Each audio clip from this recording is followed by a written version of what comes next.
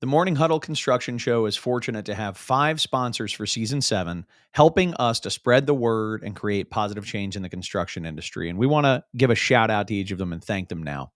First is Katz Abosch. This is a middle market accounting firm with a deep specialization in construction, tax, audit, accounting, fantastic group of people. Next is Lawrence Law. This is a boutique law firm that works with contractors and helps them with their day-to-day legal needs as well as all of their most significant legal challenges that they might run up against. Lawrence Law. And we have Sandy Spring Bank, which is a regional bank in Maryland with a group of people who really understand what the needs of construction businesses are and who partner with you to achieve your financial aims. So Sandy Spring Bank. And then we have Marsh McLennan Agency, bonding and insurance professionals who really just have unparalleled insight into the construction industry. They're the best in the business. And then lastly, we have Genesis AEC. And Genesis is a full service architecture, engineering, and construction management firm with a deep specialization in the life sciences industry. We also happen to have some of their folks help us with guest hosting from time to time. Stacy, what is happening? It's Morning Huddle time. Good morning. Good How was your morning. week last week? Did you do was, anything special? Last week was pretty darn good. I was just it's so funny. We advise businesses on what how to grow and what to do as you grow, and all those types of things. And we have the exact same challenges that our clients have, so we got to eat our own cooking and do what we say we were gonna do. And all that stuff. And our team is absolutely slammed, so I'll use this as just a call for anybody who is interested in working with a lot of construction companies, helping them to be great, who might be interested in working with Wellbuilt. We definitely are hiring. We are. Good problem. It is a good problem, but we're there's a lot of we're very fortunate. We have a lot of demand. There's a lot of opportunity to do a lot of great things in the market, but there, getting up to speed and doing what we do is not something that we can just snap our fingers and not unlike any of our clients. You can't you can't just hire a PM and have them be amazing day one, right? So it takes time. Awesome. Yeah. We have the World of Work going on. It's a huge pilot program in Montgomery County. We're going to be speaking to 3,000 eighth graders about careers in construction next week. Oh my God. It should be interesting. 3,000 eighth graders. There's so many employers on board. So I think they have 175 employers in the area that are turning out for this. Wow. So it should be interesting. And if it does well, they're going to double the size next year, which is pretty cool. They're doing it at Montgomery College campus. That's wonderful. That's wonderful. I mean, these are the types of things that they're happening all over the country. There is momentum. I've noticed just in the past couple of years, the intensity of the effort to teach our young people about the opportunities in the construction industry. It's been fantastic. So I'm hopeful that 10 years from now we're going to be finding ourselves with lots of great options. Yeah, lots of great options. So cool stuff. Yep. So we have a fun conversation coming up today with our a bunch of friends of ours. These are people that we've known for that I've known for a long time. Stacey, I think you probably have too. All of these people. We've got John Fox, Megan Ross, and Eric Van Wy from Coakley Williams. Coakley Williams is a fantastic general contractor, great reputation in the DC market. And John Fox is a project executive with their group.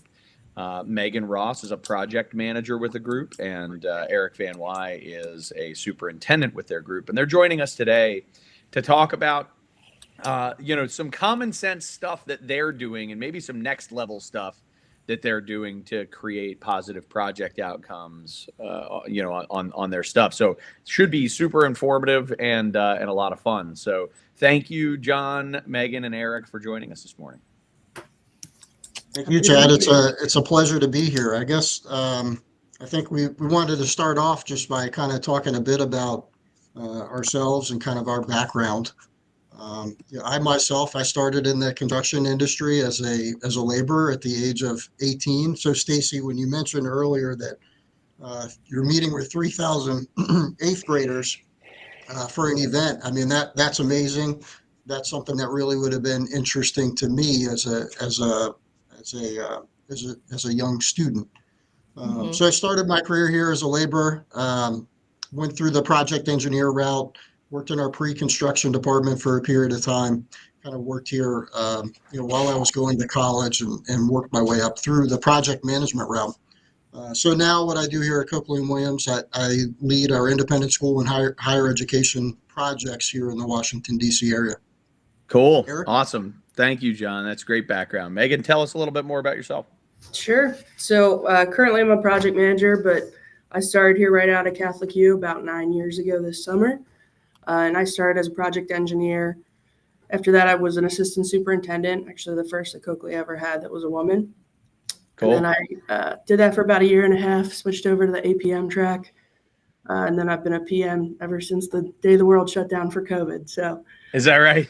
Yep. Over those 9 years, I've worked on about 90 opportunities, whether that's building a project, helping with a bid, helping with something from the safety perspective. And then just another thing I really enjoy is I'm heavily involved in the industry. That's where I met both of you with my ABC involvement, also on the board for WBC, and then I'm the GC partner liaison for ASA. That's awesome. Yeah, you are definitely out and about. Award-winning project manager of the year this year with ASA. Have to mention that because that's pretty impressive. Thank you. Let's go. Way to go, Megan. That's Thanks. awesome. And Eric, tell us a little bit more about yourself. Sure, love to. So I've been with Coakley for the last 15 years. I grew up around the construction industry in Pennsylvania. My father was a land surveyor. I grew up working for him. And then I moved to Florida and worked my way through the trades. I was an electrician for about a year and a half. Then I started framing houses. Then I got my contractor's license in Florida right before the economy tanked in 2008. And I moved to Maryland. I was dating my now wife. And I came to work for Coakley Williams. Really didn't know much about the commercial world. I was heavily versed in the residential world. And it was a good fit. And I came as a project engineer, and then I became an assistant superintendent. I realized that I learned really well with my hands, not so much in the classroom setting. And I'm an on the job learner, if you will. And then I became a superintendent, started running my own projects. And I got involved with ABC, which kind of connected us all through the leadership development program. I was in the class of 2019 with Megan, graduated platinum. And then let's go. I'm still involved with ABC. I'm the membership chair.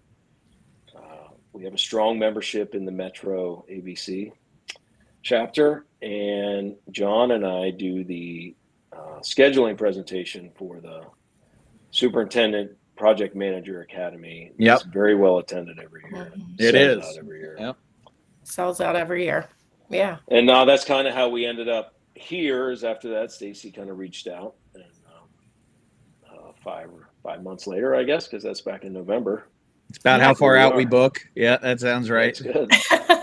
So tell us a little bit about the PM workshop that sells out every year. Why do you think it sells out every year? What's the big need for it? It's a PM Super Academy, right? It's Yes. a combination. Yeah. I mean, this is my personal opinion. I think there's a demand for education in the industry. There's a lot of people that come into the industry with a strong work ethic and just need some tools to learn. And that's one thing that ABC does really well is we train our professionals, because we are backed on the world of we get rewarded on how we earn, right? It's a merit shot philosophy. That's what makes ABC. Mhm. So when the standout employee sticks their hand up and says, I want to go to the next level, I want to be promoted, a lot of employers say, well, where do I send these employees? And Mhm. that's the best place to send them, because it's such a well-versed. I mean, you guys do a presentation there, I think, on marketing or a class. Mhm. So it's well-versed in it's a 2-day course, and it's well-versed in everything that we do here. Yeah. Yeah, it's not the purpose of today's show, but I could go on and on about Coakley and Williams' overall involvement in industry associations in the Metro Washington area, and particularly the people in this meeting. And really, honestly, Megan and Eric, a particular shout out for the two of you, because Megan, I know you were involved when you were a superintendent. Eric, you're a superintendent. There are not nearly enough field folks represented in ABC, and again, not the purpose for the show. We could get into like what Sure. motivated you to do that. And I know Megan, you're on the office side now, right, on the project manager side now, but when you were a super, I think that's when I met you. It was when you were yeah, probably. I mean, it's something that I've been passionate about since I first started. I mean, I started Coakley about 9 years ago. Maybe 2 months in, I started coming to ABC events because I had a project exec at the time, Bill Simons, who said, we want you to get involved with industry and we want you to join committees. Yeah. So I did just that, and I've done it my entire career. It's been a parallel, and I think it's a big part of why I've been successful. It's just a cultural expectation, and there are so many organizations, so many companies that I'll run into, and they're like, we want to get our people more involved. How do we get our people more involved? They're like, do you just set the expectation that they need to be involved? Yeah. Because if you don't drive that's important, if you don't talk about it, and you don't make space for it for your folks, then it's not going to happen. But when you, in your organization, obviously, Lynn Bennett is the past chair, and all these different people inside Coakley and Williams. I could keep going. I know there's a Greg Caracca and all that who've been involved over the years, who've made that time investment. They've really laid the path. And again, I'm going to pivot off of it, but obviously there's a ton of value and importance. It's a good segue to some stuff I'm going to say later. So good. All right. Well, then we'll keep it on tap. So as we've established, John, you're a project executive with Coakley and Williams, and you started in the field and worked your way through that whole thing. It's a fantastic success story. Obviously, long tenured people, just with the three of you here. What are in your focus? Remind me again. You said specifically on higher education. Yeah, higher education and independent schools. Yep. Higher education, independent schools, and I know at Coakley and Williams, you're also doing multifamily and science and tech and corporate interiors and so on and so on, right? And you do some government work and all that type of stuff. So the concepts that we're going to be talking about in terms of how to run a successful project, I'm betting are universal across all of those project types, across all of those sectors. But if at any point in time we're talking and you want to call out, specifically when we're doing corporate interiors or whatever else, if there's something that's unique to that space, be sure to call it out. But we're seeing in one of your in Eric's background this build mindset. I don't know which is the best of you to give us an overview. What is the build mindset at Coakley and Williams? Where did that come from? Provide some definition. Sure. You want to talk to that, Eric? Sure. So it really comes from our core values that our leadership team kind of went off site and put together probably over a decade ago, and maybe not quite that long, but it really comes down to three things. With the build mindset, we apply our expertise inventively, we earn trust perpetually, and we trade perspectives confidently. And the beauty of being a superintendent for years in the industry is we learn from our experience so we can apply our expertise inventively. Like, really, to finish a job well, we need to start a job well. And it's the foundation, the core principle of starting projects. is really setting them up for success, right? And then obviously being successful throughout the build process, and then having a happy customer at the end. But we really feel the whole build mindset incorporates that whole process, and it really needs to start from the beginning and from within, very much so. Like we talked about earlier, we set a culture of we expect our employees to really be involved with the industry as a whole, involved in the community, because we really want to encourage the full build mindset, because it's not just building buildings. We build careers, we build families, we build all sorts of things here at Coakley Williams. Awesome. If anybody wants to add on to that. Yeah, I just think, the other thing, a lot of what we've been talking about lately is operational excellence, making sure that,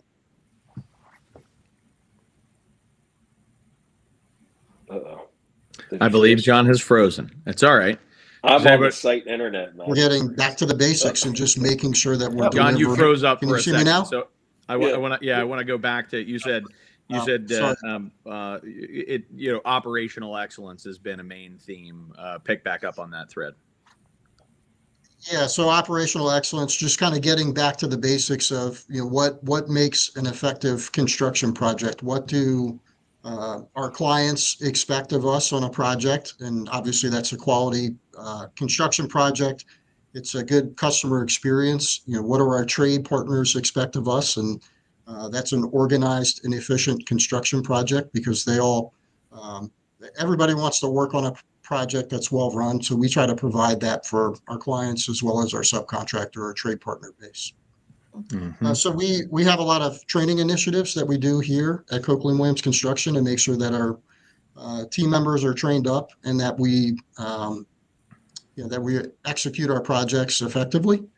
So we wanted to touch on a couple of things that we do on a construction project, kind of the basics. Hit us with them. High level. What are some of the basics that create that well-run project, that positive experience for your clients, for your subcontractors? What are some of the elements of the basics? Well, it all starts with that pre-construction process, right? How do you set up a construction project for success? The site logistics plan, the budgeting for a project. And there's different aspects of this that the superintendent will take on. There's pieces that the project manager, Megan, would take on in a project. So Eric, you want to talk a bit about how you kind of set up your site logistics and what you're planning through when you're kicking off a project? Yeah, sure. And really, it's a good site logistics plan is taking the project into consideration, because every project's unique and every site is unique to itself. Where we build in a lot of communities, we build on a lot of occupied campuses. So it really starts with meeting with the client and seeing what their expectations are, what their day-to-day is. And we need to build around them, and we're a guest in their house, if you will, in their neighborhood. So once we take all that into consideration, then we figure out what the best plan of attack is. How can we utilize the site to the best of our ability? How can we keep the neighborhood clean and the noise to a minimum? And then how can we build the project in the allotted time? How can we schedule our work? Because there's delivery times. We can and can't with pickup, drop off a lot of times with the schools. With the neighborhood, there's restrictions with noise, when we can work. DC can't work on a lot of holidays. So you need to put all that into the schedule and incorporate it all. So we still need to deliver the project at the end of the day in the allotted time that we have to build it. So there's not like a one clean path to site logistics. Right. The best advice and what I've learned from experiences, we need to start with the client first and ask them what's important to them, and then we go from there. Yeah. I think it. Go ahead, Megan. Build on. A lot of it is finding out their expectations and making sure we're managing them. Because, like Eric said, if we're working at a school and we know that the school is going to have pickup and drop off, their expectation is that all those kids are going to be safe 100% of the time. They're going to be able to do that operation as normal. So we need to properly manage our site to be able to make sure that those two things can happen. Yep. And making sure that expectations are being met. So setting it up for success starts with communication. Make sure that we're talking to our client to fully understand the expectation and issues that could potentially arise, and to compare that with reality and your experiences and all that stuff to develop a comprehensive plan. Keep going from there. Keep build on those basics. So now we've got our plan. Now what? So for me, I've started on the lean journey a year and a half ago, just trying to figure out what lean construction really is. And I was thinking about it again this morning. And lean is really, how can we most effectively build a project as quick as possible with the least amount of waste. Right? Because you can get really big on lean or simplify it. And simplified is, right, take away the waste. And how can we effectively help our trade partners help us, but help them to be successful? Because ultimately we want everybody on the project to be successful, including our trade partners. So then I've incorporated most recently, what I like, the big part of lean is the morning huddle, to gather all my foremen up in the morning and talk about what's the plan for today, what's the plan for tomorrow, what's the look ahead schedule look like, what's the weather look like. But it's just that daily morning touch has become so effective for me on how to drive a project, and not push a project, but drive a project to success and really help us to achieve the milestones, because we're talking about what's coming. What are the big overarching milestones that we need to hit? Steel, concrete being placed, steel is coming at a certain date, so we need to be ready for it. Dry in, electrical gear, things like that. And with the morning huddle, it just ties into this so well that it really is effective on driving the schedule to a successful completion. So, you know what's funny? I have to indulge in this for 30 seconds. Stacy, yell at me if I go past it. But I've in my work at WellBuild, I've worked with all these different companies with crazy business strategy wins, and opening up a new office, breaking a new geography open, figuring out how to sell the business or acquire business, all the craziest stuff. The number one thing that I have emails like, oh my God, this was life-changing, was freaking establishing a morning huddle. Yep. It is the number one thing that people send me. I'm like, really, man? Like, I've done so many crazier things for you than the morning huddle. They're like, this huddle has changed our lives. And I'm like, sure. Yeah, I know. I know it has. It's so simple. It's so impactful. And it really it's about planning, communication. Let's resolve stuff before we get there. And I appreciate you sharing that. Yeah. It's that opportunity for everybody to buy into it too. Like, you're not just being told something, it's a collaborative experience. Yep. So keep building. So we've got a fantastic project plan and great communication with our client and stakeholders. Now we've got a daily plan that keeps us on track and moving and eliminates waste and spots opportunities for efficiency. Now where are we building, on those basics? I think Megan should talk a little bit about our quality control program. Yep. So while Eric's dealing with the here and now and the very near future, I think it's important in my role as the PM to be looking, anywhere from 6 weeks to 90 days to 180 days out. Right. Depends on the size of the project and the stage of the project, right? And I need to be able to make sure that we're setting us up for success by, you almost have to work backwards to get ahead. Feels like a weird concept, but something we do with our quality control and our material tracking is, we take that schedule that we built that meets those deadlines, and we'll work backwards from the date we need that on site all the way back to the day that we need it submitted, to the day that we need it awarded. And we use that as our roadmap to make sure that we're getting materials on site so that they can build in the field when they need them. Aside from just tracking the materials, vetting that submittal and making sure it's correct the first time, it's challenging. I mean, there's a lot of people that have not had to look at a submittal before, especially a lot of the times this role falls into the project engineer's court. So again, going back to what John said about training our people and making sure they're understanding what they're looking at, what they need to be looking for, doing that quality on the submittal, and then carrying that into our pre-construction meeting with the subcontractor and trade partner, all the way into the 3-phase, our QC program, follows the Army Corps' three-phase process. So taking that from the quality of the submittal all the way to the initial and the prep meetings and the follow-up meetings is incredibly important, and it helps do things right the first time. And so all of this to me kind of contributes to getting a project. If you talk about getting it right the first time, a lot of that has to do with schedule. When I see the number one reason that projects get knocked off schedule is we failed to plan and probably got it wrong at some point along the way, and now we're all waiting with our hands in our pockets, or we got to tear something out and we got to redo it. It's so talk about the role of I don't know, schedule. Somebody hit on what you do to build and drive schedules. Eric, John, you want to go first? John? Yeah, sure. So obviously, Chad, it all starts with kind of creating the baseline. And on our team, it's primarily superintendent that's putting together the baseline.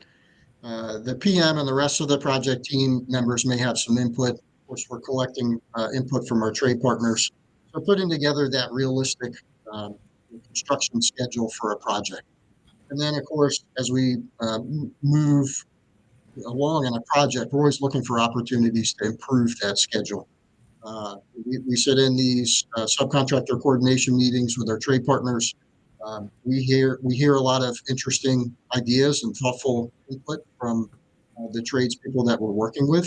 So we take that information, we incorporate it, we make adjustments to the schedule, and we seek opportunities to improve those. You talked a bit about earlier about developing the plan, and I think one other kind of critical component is like, how do we communicate the plan to everybody that's involved in the project? So the schedule's a piece of it, but we like to use a couple of different tools to kind of communicate the construction plan to our owners internally through our own project team, our trades partners. Because if we could have an excellent plan put together, but if everybody doesn't understand it, it doesn't help us. So you may find, if you attend one of our trade coordination meetings, you may find Eric giving almost a PowerPoint presentation, visuals. So he may be doing sketches and things to track, production on concrete pours or steel erection and that type of thing, and using diagrams so we can have productive discussions with our foremans about, what's the plan approach for the project, the sequence, where are we going to be working next. We just find that it's really good to do things visually rather than sitting down and looking at a set of meeting minutes. So, Eric, I don't know if you have anything further to add to that. Yeah, sure. Through the lean journey, we've also started incorporating pool planning. We pool plan 2 milestones, and then that helps us relay the plan and get the trade partner input, because it doesn't really work if we are trying to tell our trade partners when they need to have a action complete. But if they can't complete it by then, it doesn't do anybody any good. The handoff is key on who's coming next. But the other key piece, kind of what John was saying, is we like to utilize 3D scheduling so we can put the BIM model up. So a lot of times that's the light bulb for a trade partner. They can see it coming. It's totally different picture when you see it in 3D. We've started to incorporate a little bit of 4D to where we can actually start putting pieces in with the 3D model into the schedule. And then again, it's what does the weekly plan look like, so we can take the master schedule and break it down into smaller bit pieces for 2-week, 3-week, 6-week, 8-week look aheads, assign tasks, and then incorporate the pool plan into that look ahead schedule that we then distribute and share with the trade partners in the morning huddle, in our weekly coordination meeting with project managers, foremen. Then again, it's constant communication. I mean, I can't say that enough. Yeah. That constantly communicating, and again, material tracking. Megan touched on it earlier that we can't put something in place if it's not here or if it's not going to be here. So we want to constantly be talking to our trade partners about material, long lead items, tracking it, is it still on track? Because we all know over the last handful of years that we've dealt with that challenge of logistically getting stuff here, and all of a sudden everything's on track, and then all of a sudden one day it's not on track. So the sooner we know how to manage that situation, the better we can manage that, because we still have to finish the project on time. Do we need to That's right. change a product because the product's not available anymore? Do we need to involve the design team, the owner, and start asking those questions and having that conversation? Because at the end of the day, it's a team effort, and that's really the way we approach it. It's all a team: the design team, the owner, the trade partners, and us. It takes all of us to work together as a team to deliver the project to the owner. Awesome. So I have an observation, and then I have a couple of follow-on questions.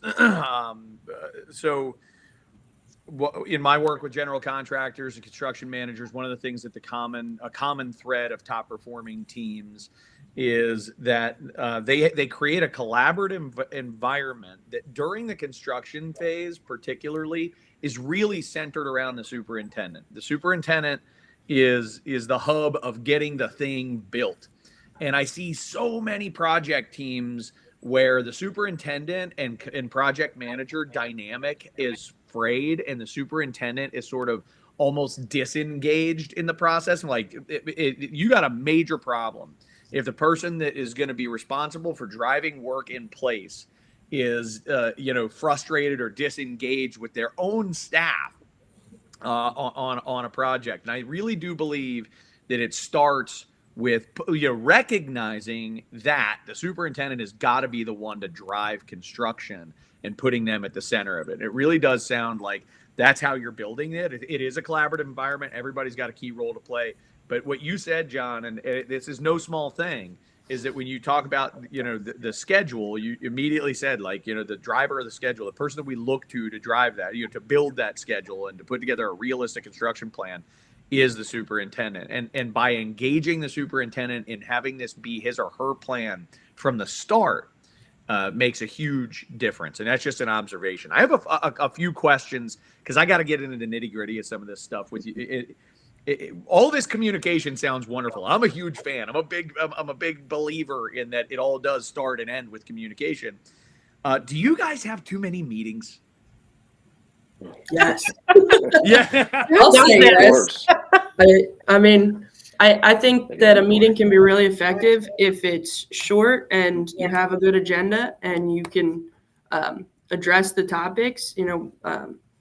We have our guy, Jack, who's our construction technology manager. And one thing that he kind of preaches is who does what by when. And if you're following that kind of mantra with your meetings, they can be effective. If you're on a meeting just to talk about a meeting, to talk about another meeting, like you don't need that many meetings. You just need to be able to answer the questions you need to keep moving. And having formal meetings is great to a point, but a meeting could also be me and Eric walking on a site, doing a walk around, talking about what's going on for the day. That's still a meeting, but it's not a formal sit down Teams meeting. Yeah, oh, go ahead. I'm sorry, John. I was just saying another thing that we like to do kind of internally are check-ins. So Megan and I, we have a check-in once a week. So it's just an opportunity for she and I, if we haven't caught up during the course of the week, we set aside either 30 minutes or an hour. We can kind of get together on things that she and I need to work through. Eric and I may have a more casual discussion. He and I probably chat most mornings, just a quick discussion heading down the road and catching up on what's happening on the job site. Yeah, these are so the beauty of the morning huddle, going back to that, which is a meeting. The beauty of the morning huddle is everybody is 100% clear about the purpose.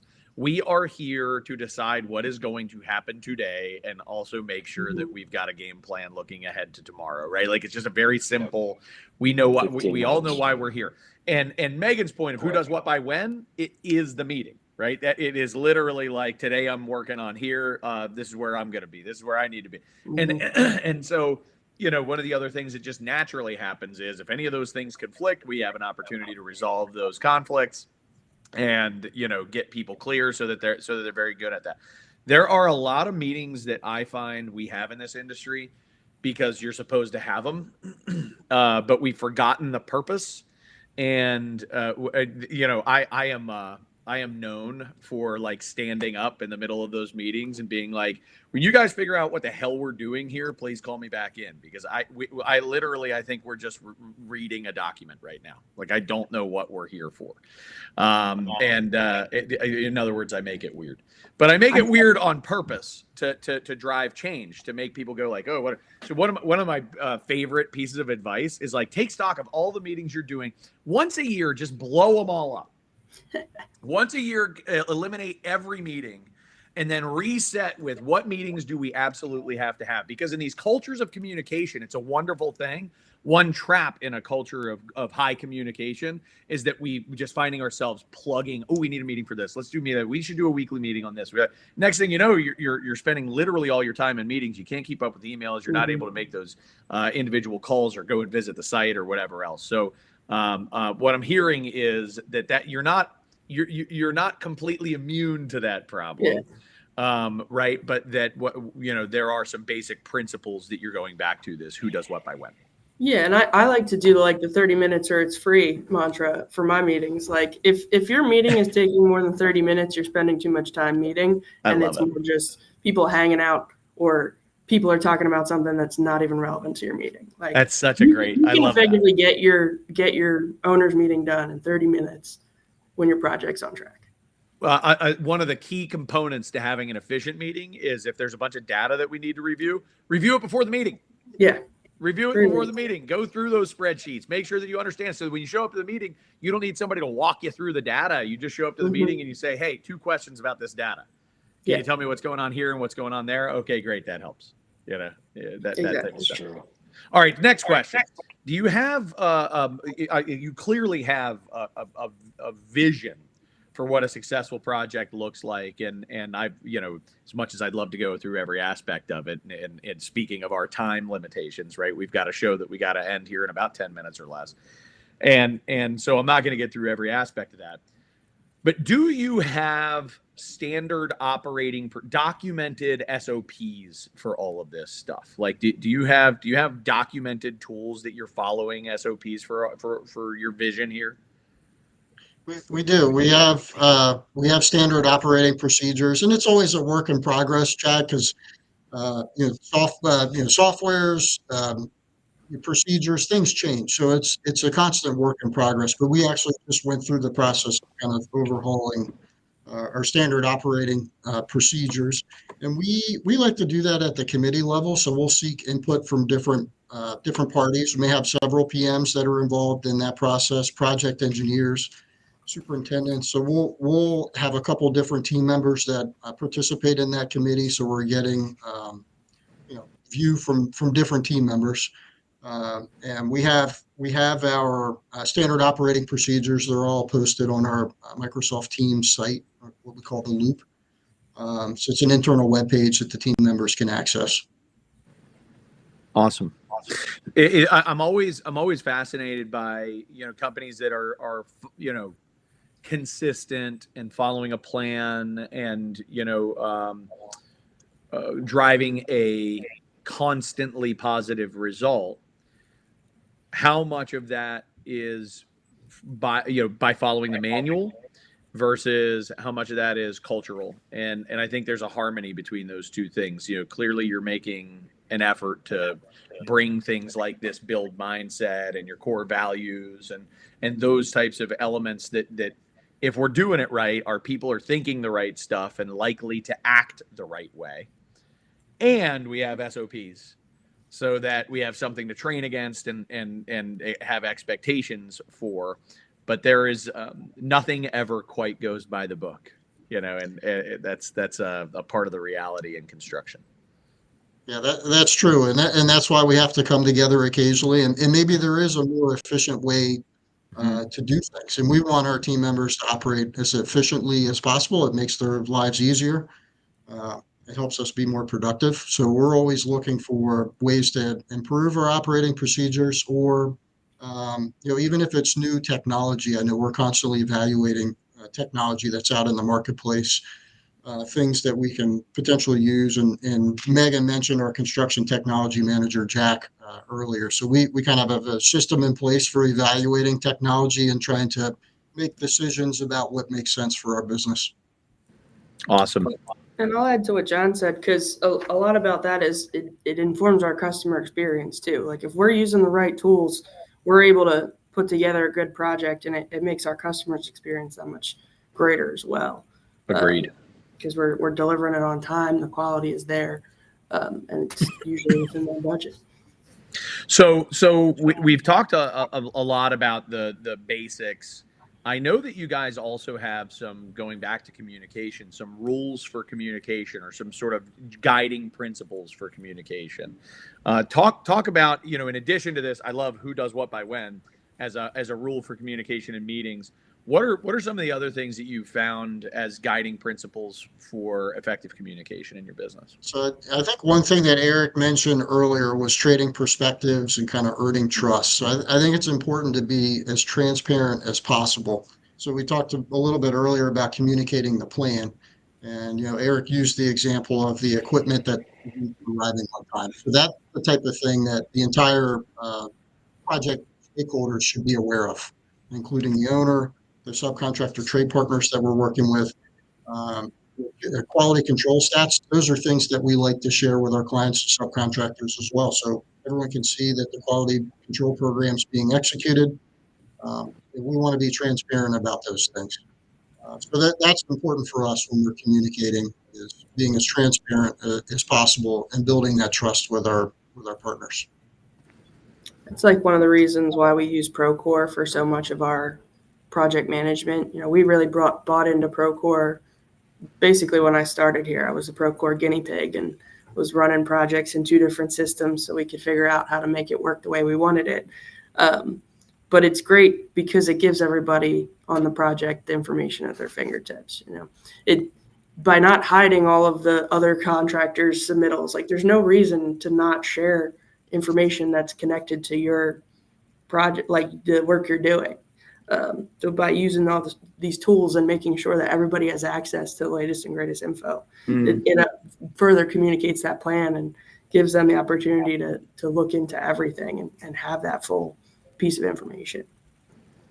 One of the interesting things, in this world of so many different means of communication is that I've found is I need to find out how somebody likes to communicate the best. Mm-hmm. Do they like it via text? Do they like it via Teams chat? Do they like it via email? Do they like it via Procore? Or do they like a phone call? What works best for the team? And every project team is different with every trade partner. Every project manager has a different means of communication. So it's really establishing that setup per the team and per individual in order to make it flow. And ultimately, we want the communication to happen and it actually work. That's awesome. As we get close to wrapping here, I want to toss it over to Stacy. Questions that you have either from the audience or on your own accord. I just wanted to overall, what makes the best customer experience or the best PM, the best superintendent in your opinion? So customer experience. Oh, shucks. We lost John. I think one thing I was thinking about. Hate when that happens. It's a problem with running live. It just kind of is what it is. I'll toss that question to Megan here while we. Yeah, I can do PM first. A lot of it just has to do with making sure you're talking to your team. If you want to move up, you've got to replace the people, and you got to take your brain and put it into their brain so they know how to fill the shoes in your role that you're in. So for me, the best PMs are the ones that are there to help you. You're not afraid to work with them. They offer help, and they don't feel like a boss. Like they feel like somebody you can go talk to. My very first PM here when I started was not the best, but I had a really great super. So I ended up going in that super path because I had a great mentor from the super. And I really wanted to learn how to build a building before I had to deal with the money or the client's expectations. So to me, like that best PM is just someone that's easily approachable, organized is a huge piece of it, and just can keep their eyes ahead of where they're currently at. I love it, Megan. I think I couldn't agree more. I think there's a tendency from a lot of the project managers that I've met over the course of time for those people sometimes to, I don't want to, they have kind of like a bravado or right, a kind of that makes them unapproachable and kind of kills the whole communication partnership vibe. Yeah. And you know, that I think starting with that is really wise. And then obviously, right, like exactly like you said, you know, like have your stuff together. You know, make sure that you make sure. Eric, what makes a fantastic super, to continue on Stacy's? I think the superintendent needs to really enjoy problem solving, because every day there's a new challenge to solve. Right, there's a new problem that comes up, and if the superintendent doesn't really truly enjoy that, is not passionate about it, it just becomes a really stressful situation every day of life, because every project, there's a plan, and then, you know, the day takes place, and there's usually that we have to back up and punt, if you will, or back up and revise the plan for whatever may happen. And for me, I truly enjoy that. I took a minute for me to embrace it and really see that I actually enjoyed it, and to truly understand that it's not, all problems aren't bad. They're just problems for us to solve. It's construction. And I personally really enjoy it. That's wonderful advice. I think I was recently having a conversation with a good friend of mine who said, man, I hate curveballs. And I said, I love them. I'm like a curveball fiend. You do. There's something wrong with me. Like you know, when you know, there's almost like if a guest doesn't show up on the huddle, I'm like, sweet, we get to improvise. Let's have fun. You know, this will be a good time. Well, I'm panicking, by the way, because I'm very much a planner. And I think you're right, Eric. I think you have to view those as opportunities. You have to view them as something to, you know, roll up your sleeves and be like, all right, let's go. Let's tackle it. You know, and if you can't have a positive attitude about it, it is going to be a painful job. Yeah. John, circling back to the, you know, ask your question again, Stacy, specifically related to client experience. Client expectations, what's so satisfying about working with Coakley Williams? Meeting client expectations. Yeah. So Chad, I was trying to chime in earlier, and sorry, I've had some connection issues. It keeps dropping off. But if you remember, a while back, you did an emerging leaders program for us. Do you, and this was maybe 2015, 2016 timeframe. I remember. Yep. And you did a session with us on customer service that really stuck with me. And you did this whole setup, and you were talking about large companies, and you posed the question, what do these large companies have in common? And you talked a bit about Disney, and you talked about like kind of the utility tunnel system that they have on the Disney campus, and how Disney kind of shapes the customer experience, right? And they're maneuvering you know, food and trash and all the cast members and stuff underneath the Disney World resort. And I was thinking, how great would it be to create that kind of experience for a construction project? Yeah. So we've been fine tuning this over the years, but I always kind of think back to that session that you had about creating what does the ideal customer experience look like? And it's different for every project. It's different for every construction company. Every client. But I always enter a project thinking like, what does the ideal customer experience look like for this particular client? So that I wanted to thank you for that. No. I was hoping for the opportunity to thank you. That's awesome, John. Thanks, man. That's something that wasn't a morning huddle. I finally got to thank you for something that wasn't. Thank you. That's awesome. Yeah, the Disney has this really fantastic premise, which is that, you know, anything that happens, you know, in front of the client is on stage, right? Anything that happens in front of the customer is on stage. So we want to make sure backstage stays backstage, right? Like you don't want to see Minnie Mouse smoking a cigarette. Right. Yeah. Right. So, that's the premise. Great stuff, guys. Thank you so much for joining. Congratulations on building this, growing, wonderful organization. I'm happy to have played some role in it over the course of the years, and look forward to staying in touch with you guys and continuing to build our friendship. Thank you for being here. Thanks for having us. Thanks for having us. Have a good day, guys. All right, Stace, what do we have next week? So next week we have Ryan Englund, author from Core Matters, and he's going to talk about his latest book about building stronger teams, hiring quicker, faster. So we'll see. This is huge. I mean, I if I had $1 each week for how many clients are struggling with a hire every week, I would have, probably $50-$60, right? Like just from that experience, it's a very, very common need. And to talk about how we do it more efficiently, how we hire faster, how do we source faster, and how do we get people on board and productive quickly. I'm excited. Yeah. All right. What do you have right. going on, Stace? Anything going on you want to plug?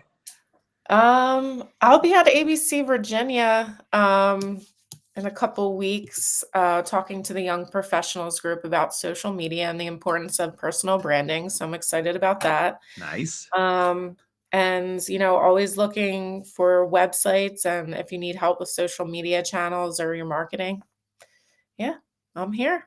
Beautiful. Thank you, Stace. Yeah, I'm running I'm doing the keynote for the ABC Regional Summit here in Maryland on Thursday. I'll be talking about downsizing versus right sizing. Oh, I saw that. That was cool. Yeah, it'll be kind of confronting some of the hard realities facing some contractors. It all depends.